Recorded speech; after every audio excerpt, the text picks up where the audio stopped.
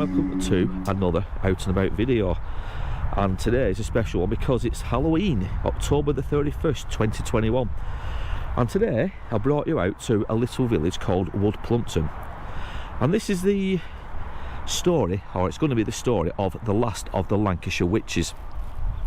Now the story goes back in 1705, a lady by the name of Margery Hilton was interred within the graveyard of St Anne's Church, where we are now, and she was locally known as Meg Shelton, or Meg Shelton, or the Fylde Witch, but commonly known, I would say, as Meg Shelton, and it's here where her body is interred. Now the story of Meg Shelton is an interesting one because, like I said, back in the late 1600s, early 1700s, she was actually known locally as being a bit of a witch. Now we've done the research, we've looked into the stories, we can't really find too much about her, to be honest. We don't know when she was born. We've got a rough idea of where she lived, as in some people think it was Singleton, a little village further away, but it's generally accepted that she used to live in Catforth, near to Woodplumpton, which is in this area.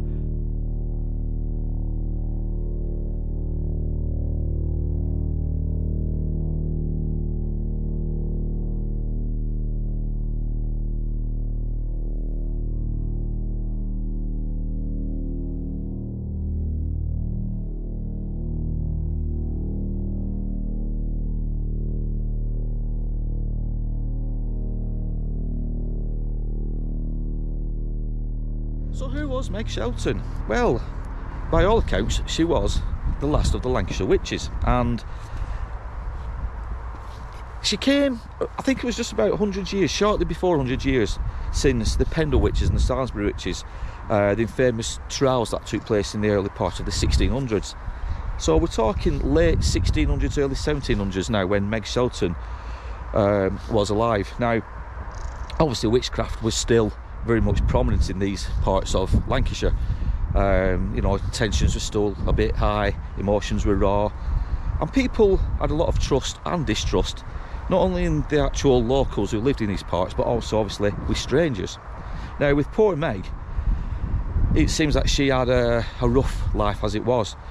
She had a pronounced limp, which made her stand out from the rest of the actual locals. She was picked on because of the way she looked, the way she acted, because of the limp.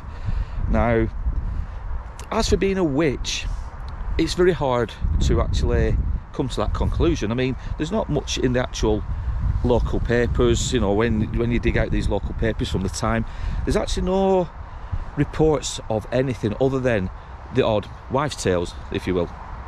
Now, there's a few stories that obviously have gone down through the generations.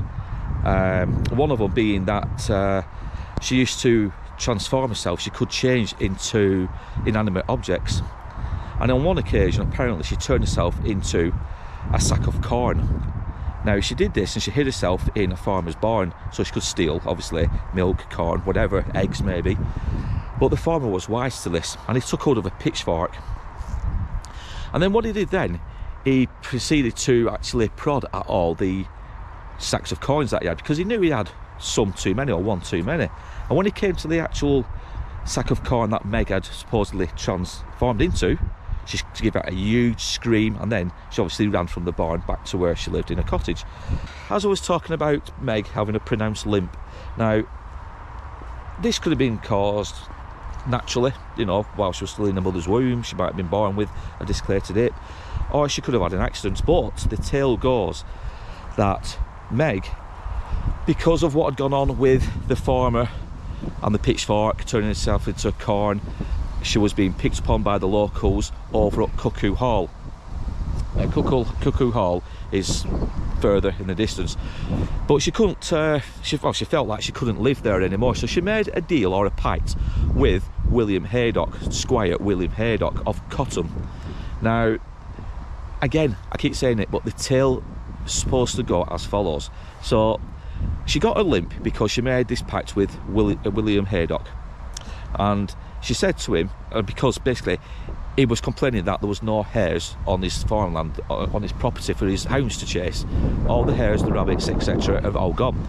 So she made a pact with him, saying, well, if I could produce a hare now, and I could race your hounds back to where I live now, I want you to give me some of your property, one of your properties for me to move into, because I can't live at Cuckoo Hall any longer.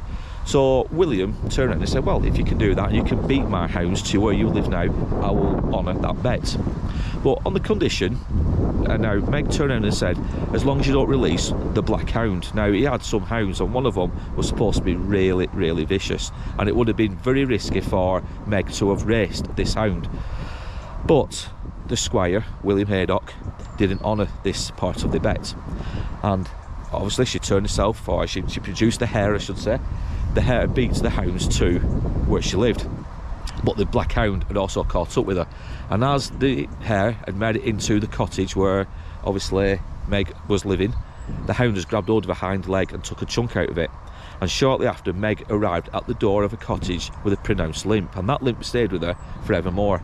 Now, there's other variations of that story, one being another farmer who took a pot shot at her. There's another one of another farmer who released one of his hounds, which caught up with her and took a chunk out of her leg, but that broke the spell and she came back into uniform, and in doing so she's caught hold of the hound and she's literally strangled the hound to death. Again, they're all tales that have been passed down through the generations, and if you're watching this video and you know other tales, other stories of Meg Shelton, comment down below, tell me what they are. But that is pretty much how she got the limp. Now, this limp obviously would stay with her for all her life, and it's why people picked on her. I keep saying it, but the way she looked, the way she spoke, the way she walked, she got herself into bother by stealing things from local farmers, so she didn't have the best upkeeping.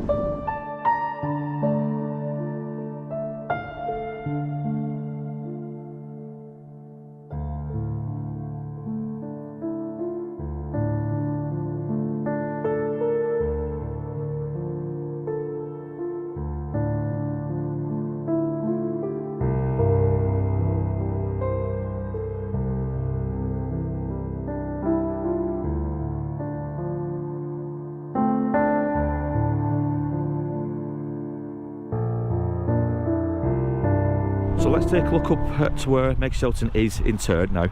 And like I said, she was interred back in 1705 after her body was discovered, after she'd been missing for several days. She didn't, people realised that she weren't around in her usual haunts.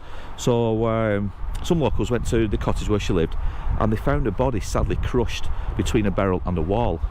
Now, her body was interred at midnight under some torchlight, and it's here where Meg Shelton is buried.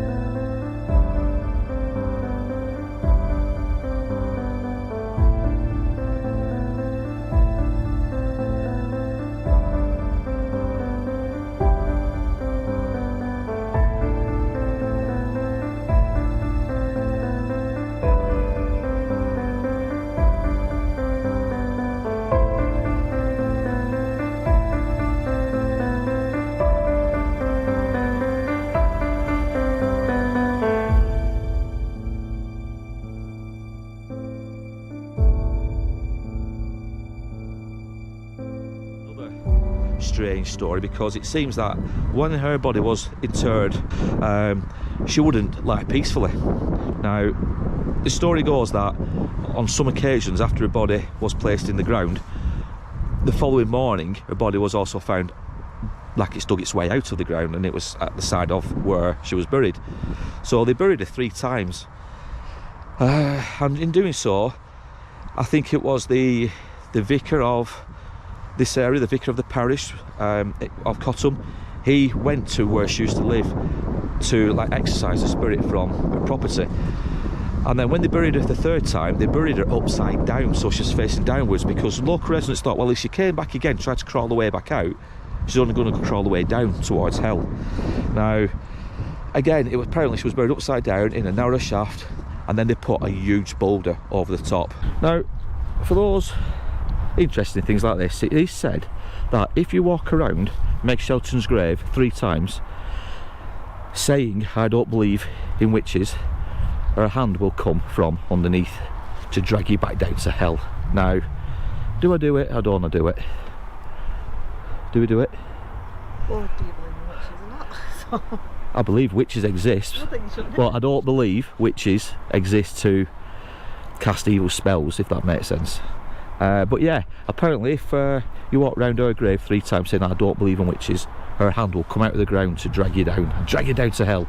Don't know if that's true, I'm not going to give it a go. But there's also another tale in that apparently young lovers used to come here, for what obviously every reason young lovers come to these places for, and it's also said that if you walk round the grave 3 times in a clockwise direction, making a wish, that wish will be fulfilled. Again, it's all urban legend and myths. So this is only a short video. There's not much really I can go into when it comes to Meg Shelton, because like I said, information is very sparse and very hard to find.